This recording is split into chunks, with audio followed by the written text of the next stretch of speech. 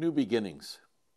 What a great way to complete our seventh session of this Bible study, to talk about the new beginnings that God has been a part of and have been remembered throughout the biblical story.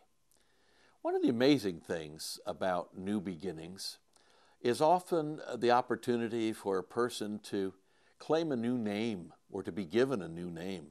We think about people like Abram and Sarai, who become Abraham and Sarah, and so many others, even in the New Testament, where Peter is referred to as the rock by Christ because of who he is and what's going to happen through his life and his commitment. The Vision team also began to think about a renaming of our annual conferences. What would be a suitable name? And we wrestled with geographical names that were, quite frankly, long and just would go on forever and ever. And we talked about the fear of what would happen if our name was not really one that pointed to a specific geography, but rather had some other symbolic or metaphorical meaning to it. And I guess we erred on the side of the second one. As we looked at the map of the new conference area, what we really discovered was that it very closely follows the watershed of the Susquehanna River. Susquehanna, the name, is not something new to any of us, frankly. As we live up and down the river on both branches and even up into the upper part of the state, we discover that the Susquehanna River has had a great impact upon our life. It has been both the source of life and sometimes even hard times and destruction, as it was in 1972 with the Agnes flood.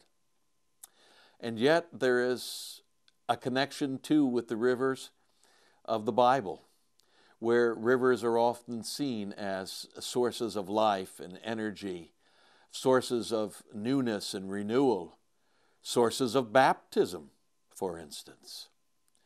As we began to think about this as a Vision team, it became clear that Susquehanna, the Susquehanna Conference as a possible name, was one that carried with those of us within the conference a powerful image of who we are and how we have been made and where we have come from.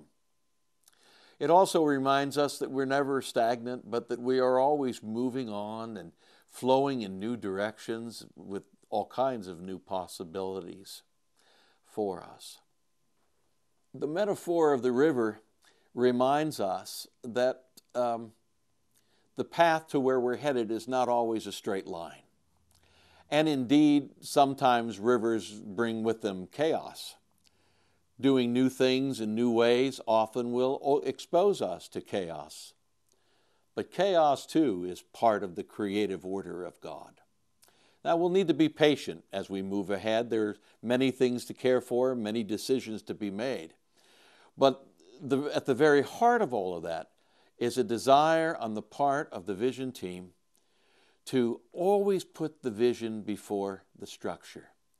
And so we will be living into this vision, step by step, learning as we go, being flexible and open to God's leading, having the opportunity to say, well, we could have done it a little bit better, maybe we'll try it this way, to not lock ourselves into any one place or way of thinking.